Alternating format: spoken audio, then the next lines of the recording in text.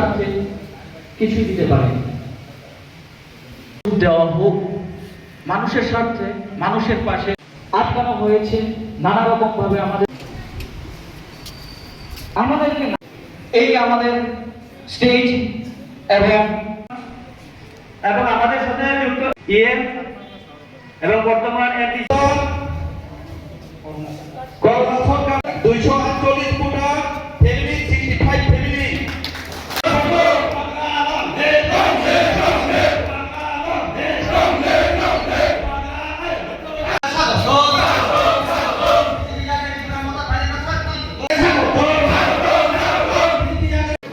আর যারা আজকে সমতলে যারা বিজেপি নামধারী কিছু নেতৃত্বরা আছেন, ওরা এমন জায়গাতে চলে গেছেন, ওরা নিজেকেই চিনেন, অন্যকে আর চিনে না। এই এলাকার উন্নয়নের জন্য আপনারা যদি দেখতে যান, এই যে যারা গ্রাম পঞ্চায়েতের প্রধান আছেন বা বিভিন্ন নেতৃত্ব আছেন, তাদের হাতে ক্ষমতা নেই। শুধু কয়েকজন নেতাই তাদের হাতে সমস্ত ক্ষমতা রেখে এলাকাতে যা করেছেন এটা তো আপনারা শুনেছেন।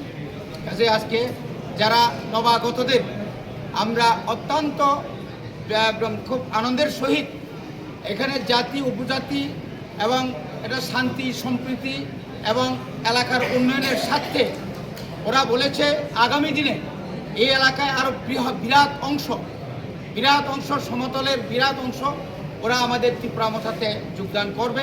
এবং আমরা আশা রাখি এই এলাকা উন্নয়নের জন্য আমরা ওদের সঙ্গে থাকব, ওনাদের পাশে থাকব, আপদে বিপদে সমস্ত কিছুতে আমরা থাকব। কারণ বুবাগরা আমাদের মহারাজ শুধু জনজাতিদের জন্য, ত্রিপ্রাসাদের জন্য না, বুবাগরা চাইছেন প্রায় 5,500 বছরের ইতিহাস। ওরা সবসময় সবাইকে নিয়েই থাকতে চায়। আমরা গ্রেটার ত্রিপুরাল্যান্ড চাইতে পারে, গ্রেটার ত্রিপুরাল্যান্ড আমরা দাবি করতে পারি, এটা আমরা আশা রাখি পাবো। তার মধ্যেও এখানে কোনো জাতি ধর্ম কোনো ভেদাভেদ থাকবে না। এটা হচ্ছে আমাদের মোটো, এটা হচ্ছে আমাদের বক্তব্য, এটা হচ্ছে আমাদের মহারাজা বক্তব্য। আমরা বিভিন্ন রাজনৈতিক দলকে আমরা দেখেছি, তাদের মধ্যে কি যে একটা ধর্ম নিয়ে তো ওরা রাজনীতি করছে, জাত নিয়ে ওরা দাবি বিভিন্ন করছে, মুসলিম বুদ্ধ খ্রিস্টান নিয়ে তারা রাজনীতি করছে, কিন্তু আমাদের মহারাজ এই জায়গাতে না। মিডিয়া বন্ধুদেরকে স্বাগত জানাই। আজকে আমরা অত্যন্ত সুখের দিন বলেই আমরা মনে করছি, কারণ সিমনা বিধানসভা কেন্দ্রের মধ্যে আমাদের যারা সমতলবাসী, বিশেষ করে আমাদের বাঙালি ভাই এবং হিন্দুস্তানি ভাইয়েরা সর্বমোট 66 পরিবার এবং 251 ভোটার আজকে ত্রিপুরামথাতে তারা যোগদান করেছে।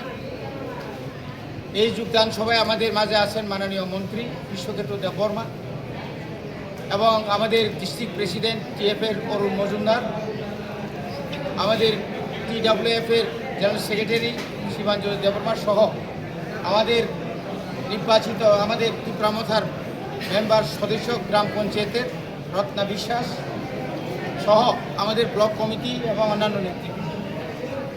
কারণ আপনারা নিশ্চয়ই জানেন, ইদানিংকালে রাজ্যের ধর্মনগর থেকে সাপুন পর্যন্ত বিভিন্ন এলাকায় বিভিন্ন জেলাতে রাজ্যের শাসক দল, হয়তো আপনারা প্রশ্ন করতে পারেন আপনারাও তো ওদের সঙ্গে আছেন, তারপরেও বিশেষ করে এই সিমনা এলাকায় আমাদের যারা সমতলবাসীদের মধ্যে তাদের মধ্যে একটা নতুন করে একটা জাগ্রত হয়েছে যে আমরা জাতীয় দল সেরে আঞ্চলিক দলের দিকে আমরা থাকব।